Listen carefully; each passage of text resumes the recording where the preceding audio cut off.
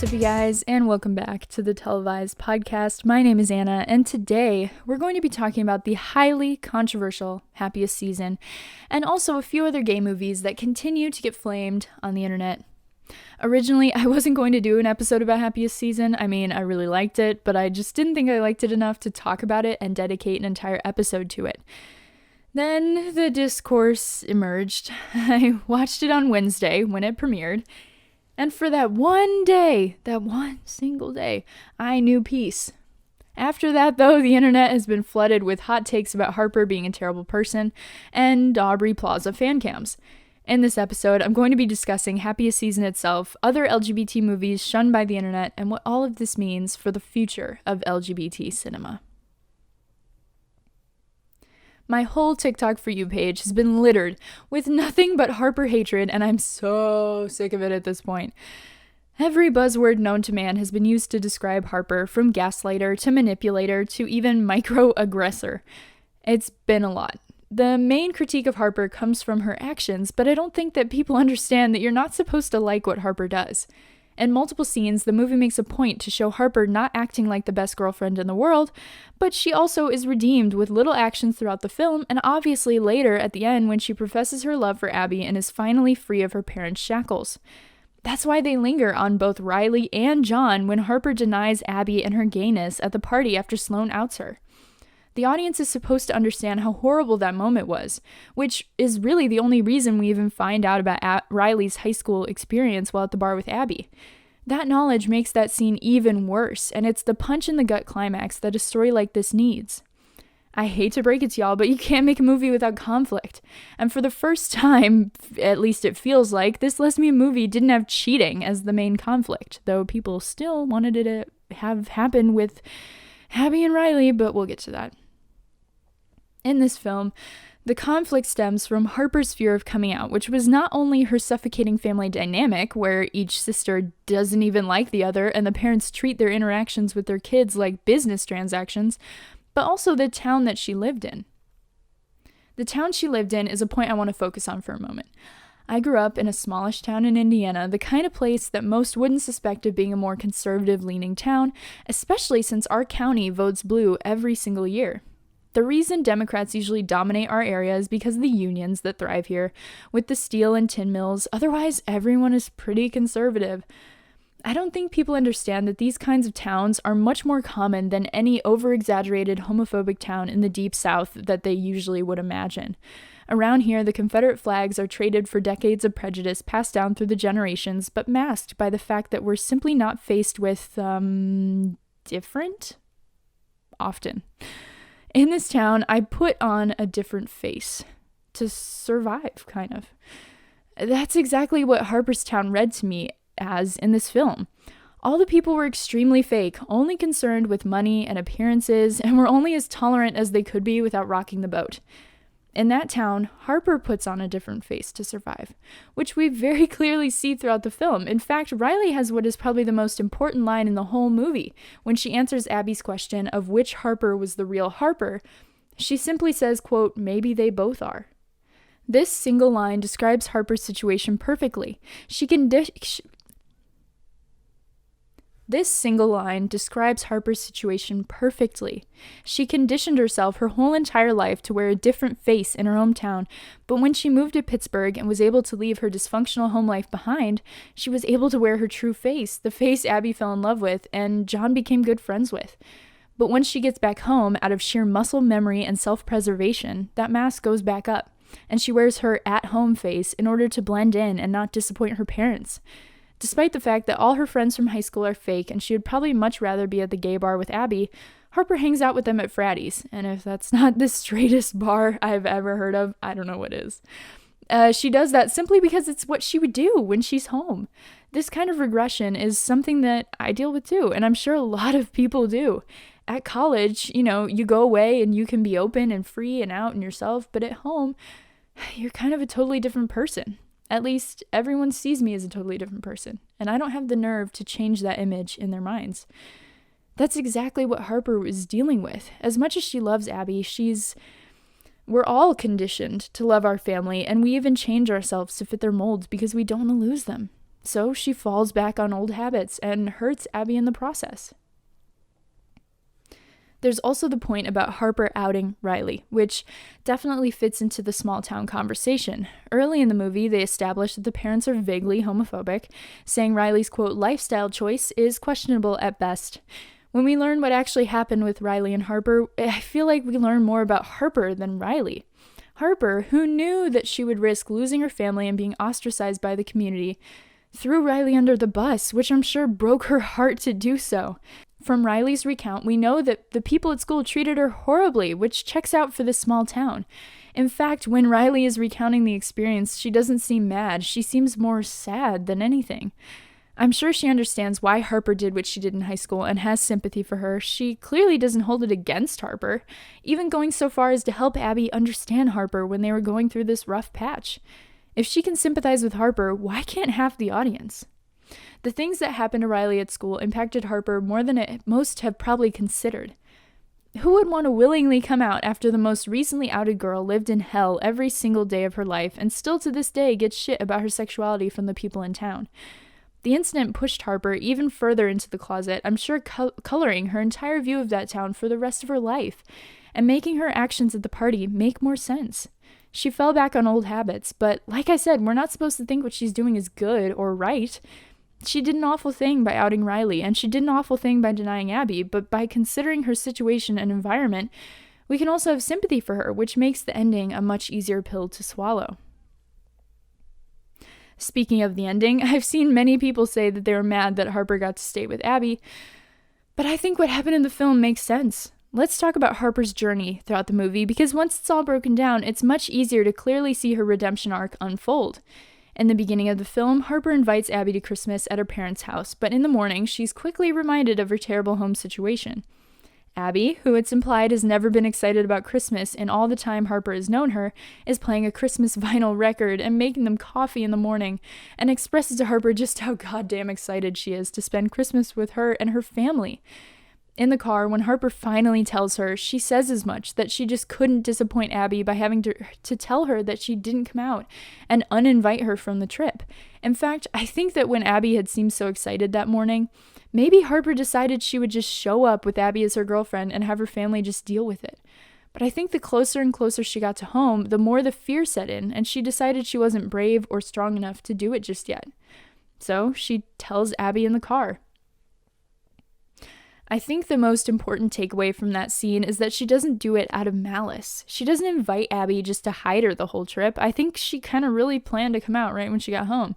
But like I said, the closer she got, the more fear set in, so she crafted a plan to keep both her and Abby safe throughout the trip, which was not done out of just pure meanness or as a way to keep Abby from being able to say no, but as a way to ultimately protect them both in the only way Harper knows how. Skipping ahead a bit, Harper's family dinner is crashed by the ex-boyfriend, and they run into the ex-girlfriend. But Harper is still doing her best to make sure that Abby is as comfortable as she can be in this situation. She's even the one to pull Abby away from dinner when she knows it's becoming too much. The turning point for their relationship is when Tipper and Ted almost catch them in bed together. You could tell that Harper is extremely shaken by this close call, and doesn't take that moment lightly, which is why this is a turning point not only in her relationship with Abby, but also for the plot of the movie. This is directly before Abby gets arrested for shoplifting, which is just another stressor on Harper to try and make her parents continue to like Abby despite that, even though it clearly wasn't Abby's fault. The mounting pressure of not being out, having to be her dad's speechwriter and wing woman to schmooze donors for his political campaign, trying to convince her parents to still like her girlfriend, who they don't even know is her girlfriend, the pressure in pushing Connor on her, and every other stressor in this moment, including her strained relationship with her siblings, makes Harper extremely overwhelmed. This then leads to the scene where Harper says she's feeling suffocated by Abby. That scene was clearly Harper projecting her own feelings of being back home onto Abby, which was not fair to Abby at all, but makes sense when you consider everything she's going through at the moment. If I have one critique of the film, it's that we don't see Harper's point of view enough. Throughout the movie, we hear about Abby's inner thoughts through her phone calls with John, which is how we know exactly how she's feeling about the entire situation. For Harper, we don't get that at all. All we can go on is her actions, which some people clearly haven't paid much attention to. The This brings me to the point most people bring up, that Harper never straight up told Connor that she wasn't interested in him. I don't know about y'all, but sometimes it's much easier to just act friendly with someone than straight up tell them you're not interested. Connor never made any kind of move on her, and in the scene when they're leaving the bar, Harper makes sure to keep her distance and never gives him any ideas of a future for their relationship. In that moment, the audience is rooting for Harper to come out to this guy, someone she clearly trusts and has known for so long, and she just can't bring herself to do it. It's a very universally closeted experience to not want someone's view of you to change. The only time Harper actually flirts with Connor is at the Christmas Eve White Elephant party. This action comes after she sees Abby and Riley shopping in town together, something Abby then lied to Harper about later. Harper, who is a lesbian, knows that she would never let anything happen with Connor, and she thinks that Abby knows that too. As for Abby and Riley, Harper sees them, two out lesbian women, and she gets jealous. She sees Riley as someone who could give Abby everything she can't. It's like all of her insecurities right in front of her face. So she gets petty.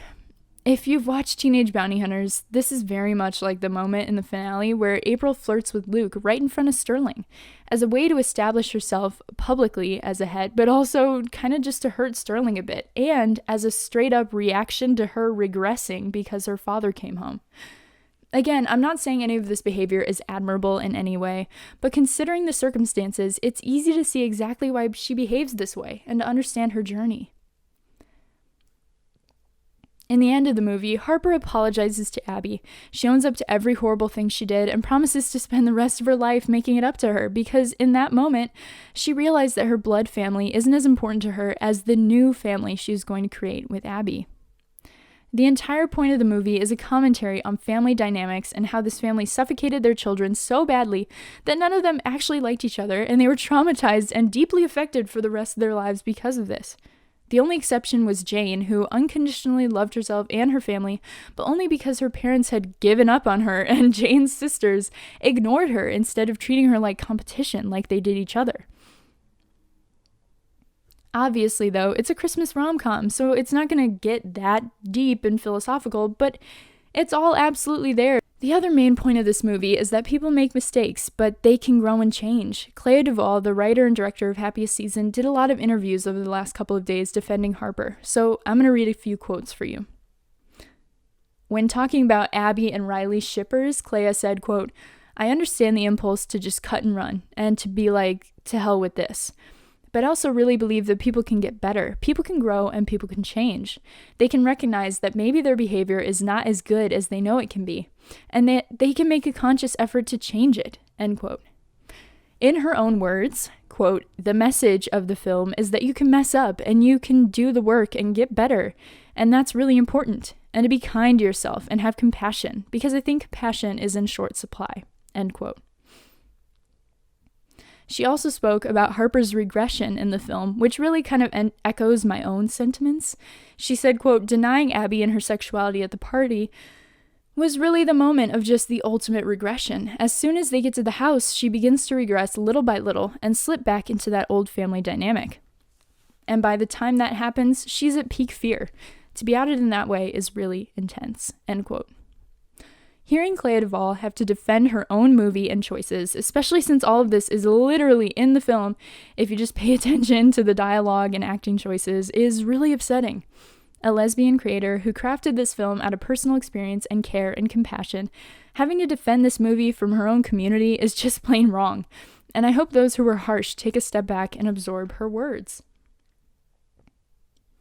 I also briefly want to mention something I noticed about the hatred coming towards both Harper and the movie itself. Obviously, I've spoken about how everything, including Harper's redemption, is all there in the movie, but only if you have an open mind, apparently. What I think happened is a lot of people either went into this movie with a negative opinion of Harper already and stayed that way, or the minute Harper made a mistake early on, there was no undoing it for some viewers. But that's absolutely ridiculous. The whole point of a movie is to develop the characters over the course of the film, not have them remain stagnant.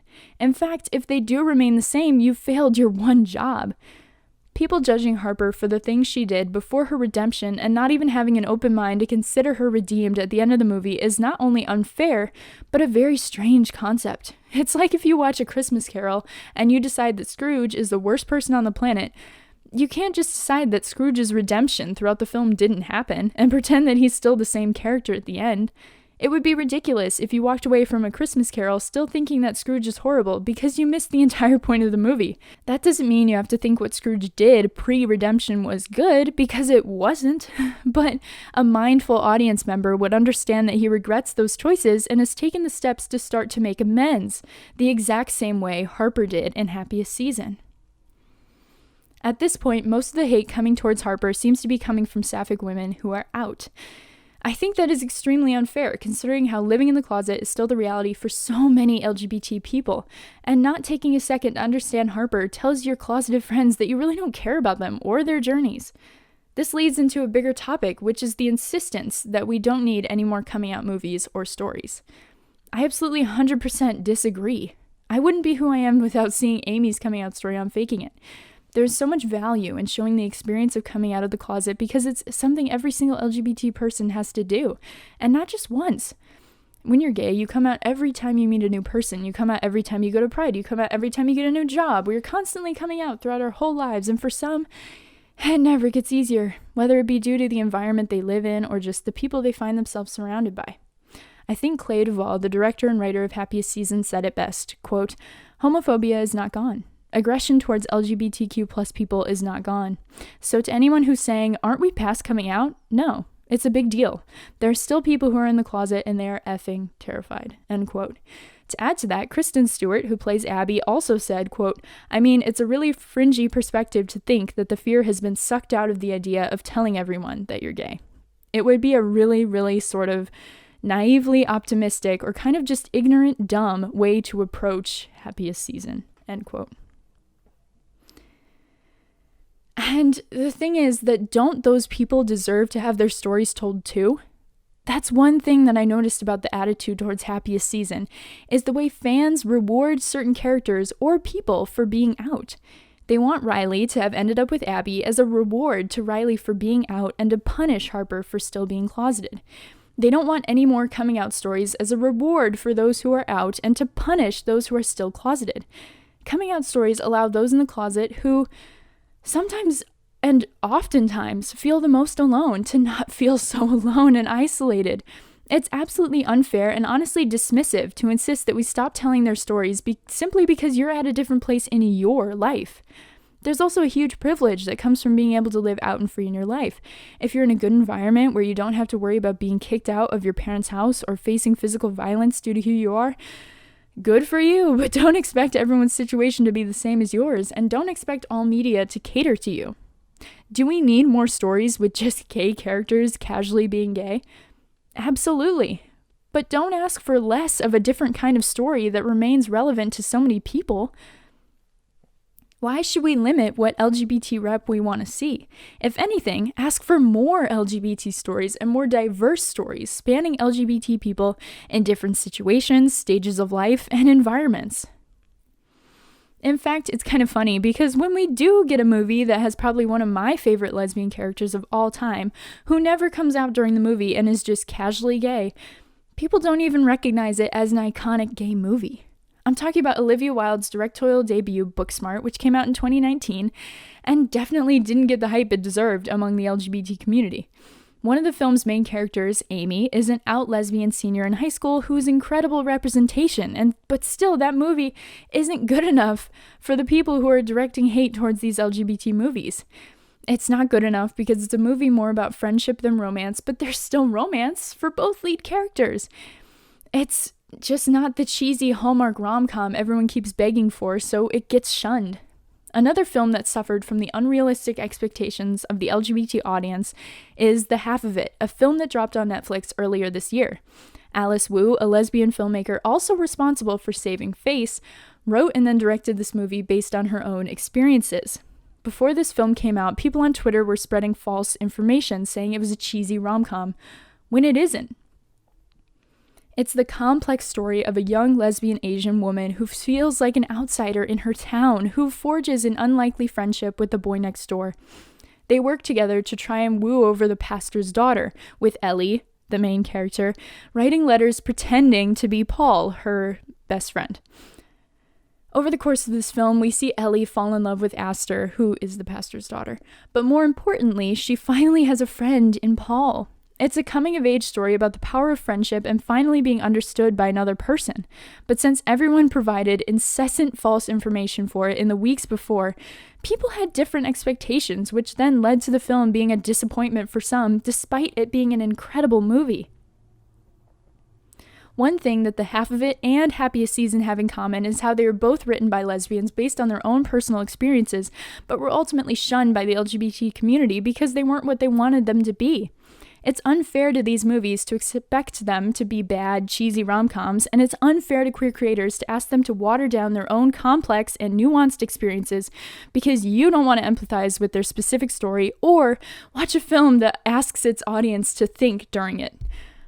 Also, personally, I'd much rather have a nuanced, complex, and interesting story with many layers and so much care put into it than a bad, cheesy, shitty-ass movie. Another gay movie that I want to briefly discuss is Love, Simon. That movie is extremely controversial, and that fact alone is so frustrating. Love, Simon was one of the first of its kind, a rom-com / coming-of-age story about a young gay man, released as wide as it was and to be created and pushed by a major studio, which was Fox at the time, obviously now owned by Disney. It was directed by Greg Berlanti, a gay man who felt so passionate and excited about making it because he was making the movie he felt he needed as a kid.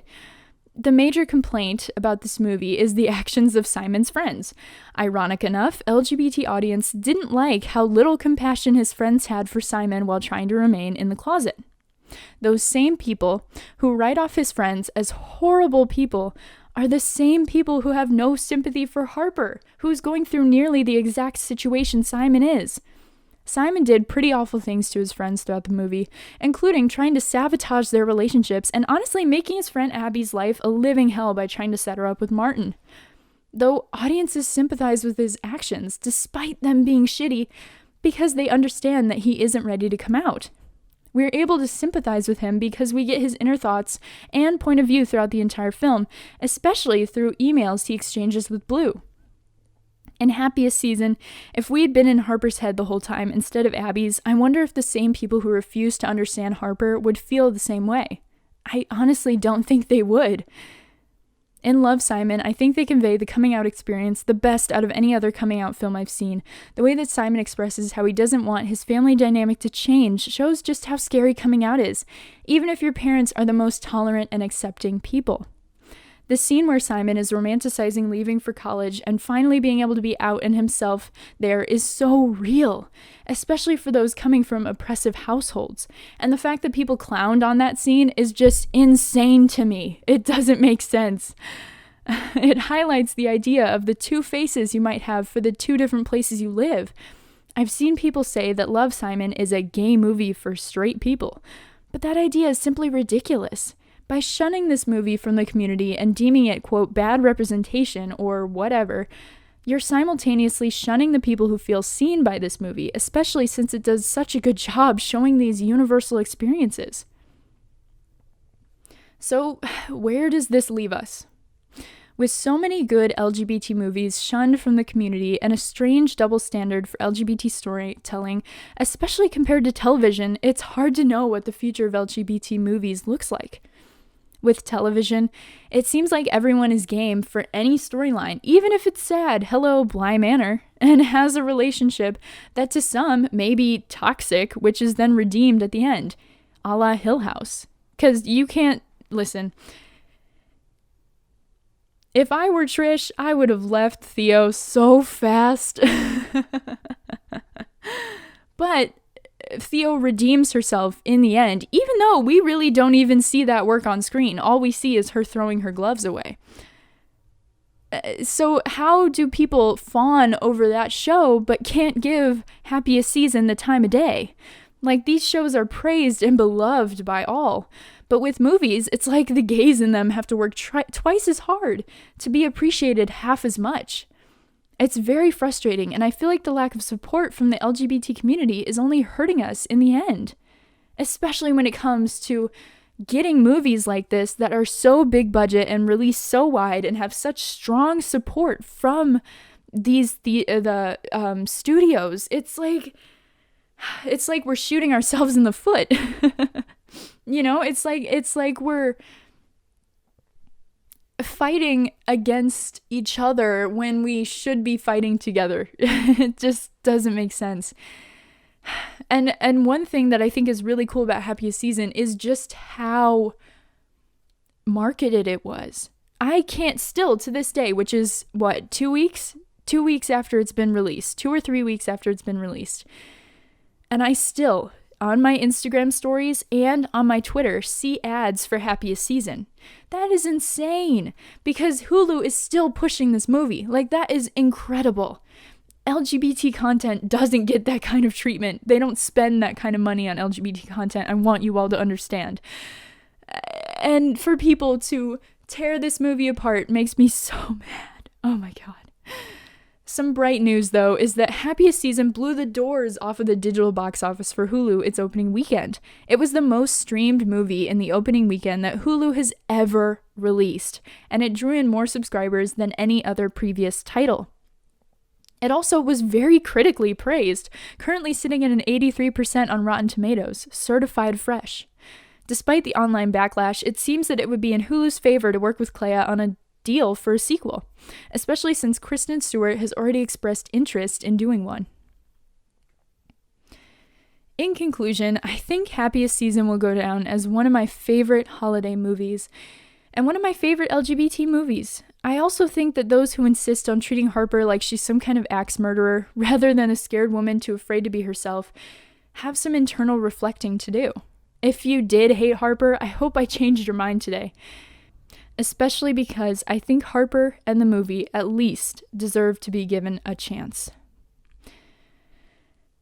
Thank you so much for listening. I really love this movie, genuinely. I really do.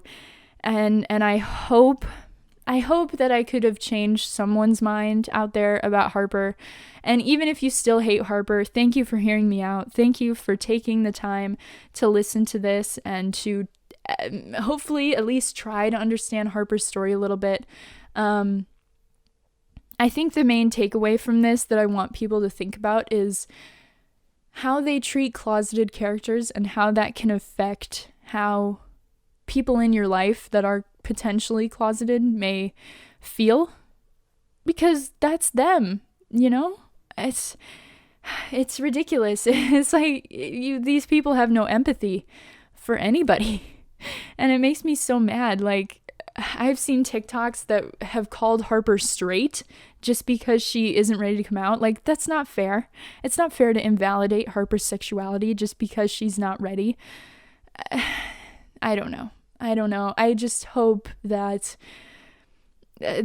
whoever listens can take something from this, and definitely if you're watching on YouTube, please let me know in the comments below what you think, because I'm so interested to hear people's thoughts on this movie, because I know the internet is so divided about it, and maybe people's thoughts on what I said today. You know, like I said, hopefully I changed your mind.